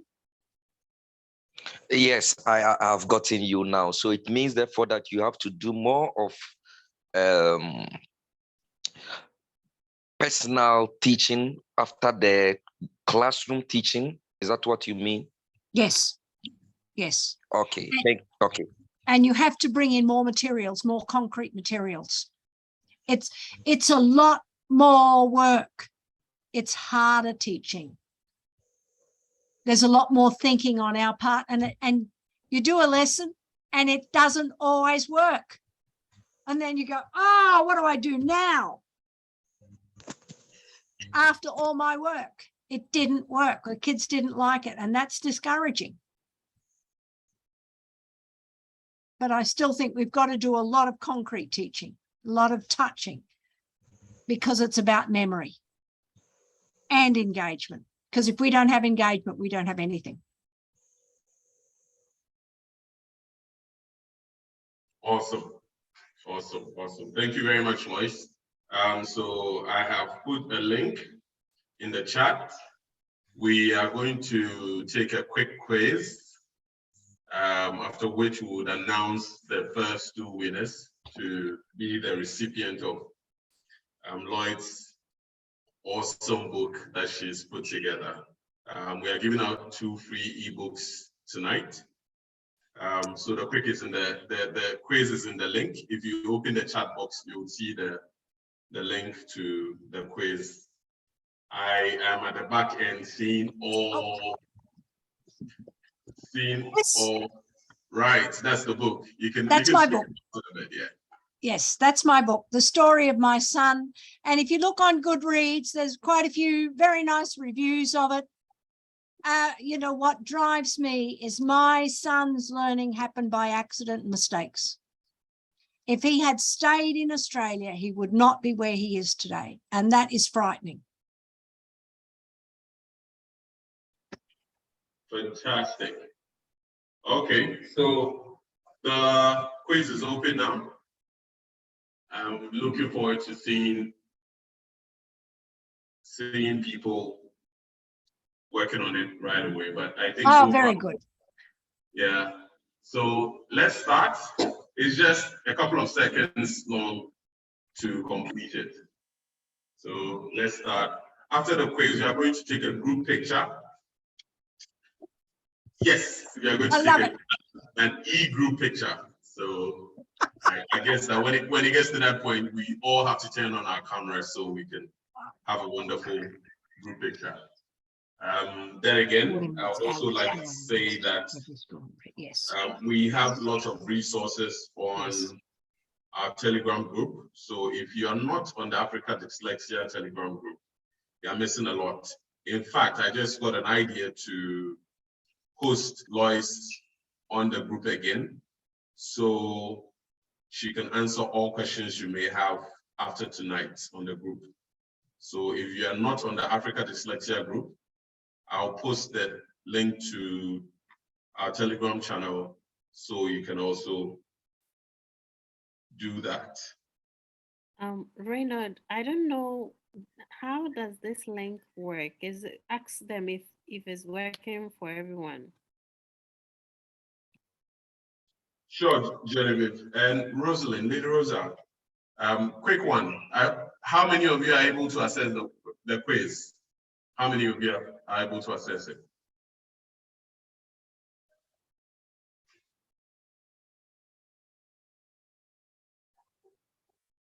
Can't access. It's supposed to be. Okay. Genevieve has been How able to. about you just read the questions and we put the answers here? Okay.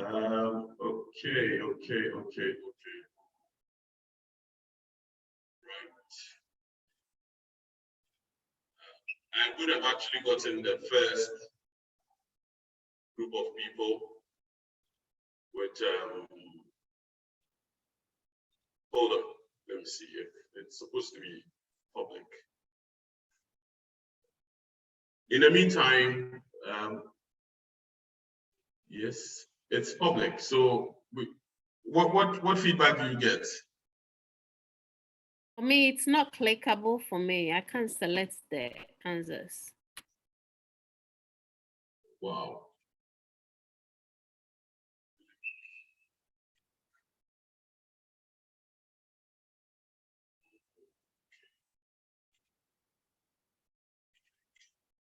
Okay, so let's just have it on my machine. I'll share my screen and then we'll collate who goes first.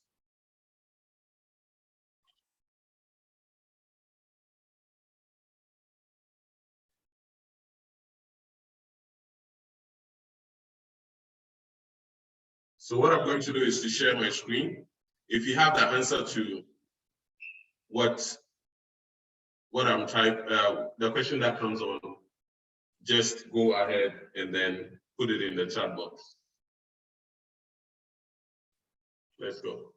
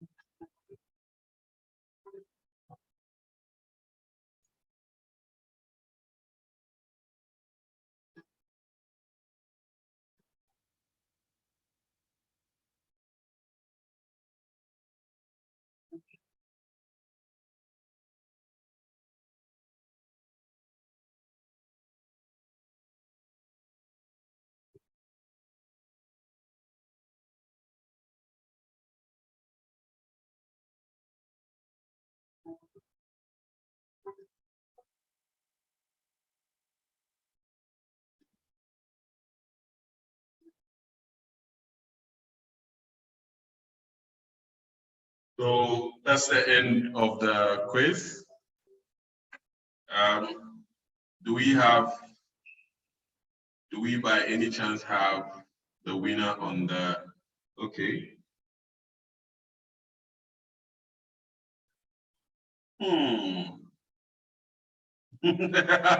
It's quite interesting as to who won. Interesting. Lady Rosa, I think that we may have to go through this as electoral commission. The people are really getting it. People got it.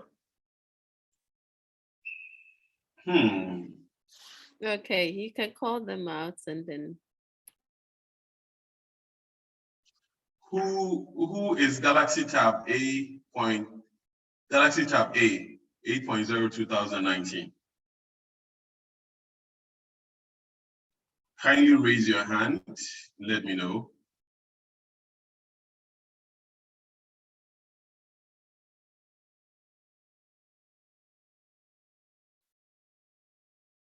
And Elizabeth, if I get your name wrong, Elizabeth is here. So I think Elizabeth is the second person. And then the person with Galaxy Tab A 8.0. Those are the winners for tonight. So kindly send us a direct message behind the scenes and then we'll reach out to you. I see Maggie Tamil with her hand up. Maggie Tamil, if you can unmute yourself. We have about 4 minutes to the end of our. Okay. Hello, good evening from Ghana. It's been an interesting topic. And in my area, we have a lot of these kids with learning disabilities, but getting the support and the teachers who can take good care of these kids is a problem, a big, huge one. As a district coordinator for special education, I have been going around and the parents of these children are not ready to accept the fact that these kids have problems. And teachers are not also ready to accept the fact that it is a challenge for these kids. So sometimes they name them, they say all sorts of things for these kids, and most of them become dropouts. So can I have some briefing on what to do so that these children are attained in this inclusive setting that we are now getting ourselves into? Thank you. But you can unmute yourself. Okay, thank you. Who was talking? Was that Elizabeth? That was Maggie Tamil. Margita. What I find fascinating, even in the Western world, and where my children went to school, what we have to deal with first is teacher mindset. That we have to be able to say to these teachers, what do you believe? Do you believe that this child is teachable, or have they just been written off? And that's a problem worldwide, because children who are behind, we say they're behind, they are dumb. And if anything, that's the point of my whole message, that a child struggles, so how are we going to deal with them? And it is an ongoing battle. And I can appreciate, that you have got, many books, from international books, not even local, for your curriculum, that causes more problems, and children just say, why should I bother? And parents are saying, well, we're only going to do this. Why do we have to do it? It is an ongoing problem, and there are no simple answers. Does that make sense?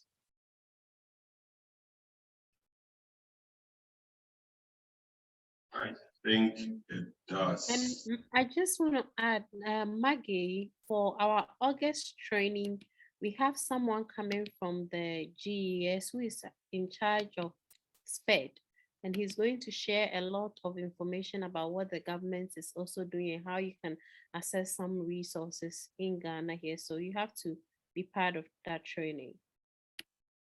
Well done. Thank you. Fantastic. So I think that it's been a wonderful session.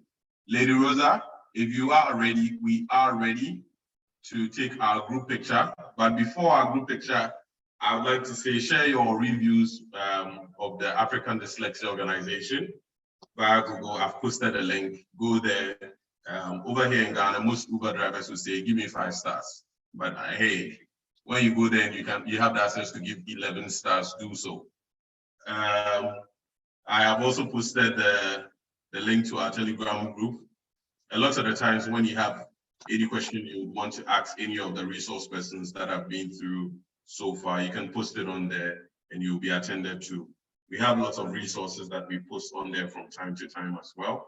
And a recorded version of this would also be shared over there and as well on our YouTube channel. So guys, this is about the time for you to turn on your videos so that we can see your beautiful faces and lovely smiles. Then All right, I'm ready. So let's There we are. turn on your videos and let's take this picture. I'm gonna take it once. So if you don't turn it on, that means we're just gonna have a blank face for you. All right, let's go on. And the last one, just a moment. Fantastic. So I am done. Let's show some love in the chat to Miss Lois. She's done a great job. Ray, take over. thank you, Lady Rosa. We would also like to say thank you for putting together this organization for which we have all benefited. Africa Dyslexia Organization is an organization set up to address some of these societal issues and as well also bring awareness to the issues of learning disabilities in our society. As I said earlier, in our parts of the world, some people think that you are dumb, others also think that it's a curse. But I think gradually we are getting to the point where people are by and by getting clearer understanding of what learning disabilities are. And we believe and we know that together with all the efforts and together with a push of all the volunteers here tonight, we can get to that point. I see that people are asking for emails and all that. Kindly jump onto the Telegram channel and then let's get personal over there. We can get personal interactions and then we can have a lot of conversations on there as well. I'll right after this share all our virtual and digital channels for which you can reach us, so that if you want to send an email, if you want to follow us on Facebook, Twitter, Instagram, every other place, you can actually follow us from there, and then we'll get to know you. Let's get to know you as we get to know us. And Lois, we can't wait to have you in Ghana. You need to try, or possibly Banco and Tilapia. You need to try that. I would love to. I would love to. I've got to be invited. Oh, definitely. We will put that together and make sure you are here. Whenever you are coming, I'll make sure I come back home so that I can enjoy your presence as well. So Lady Rosa, remember that whenever Lois is coming, I'm also coming back home for us to have that conversation. Yes, so thank you everyone.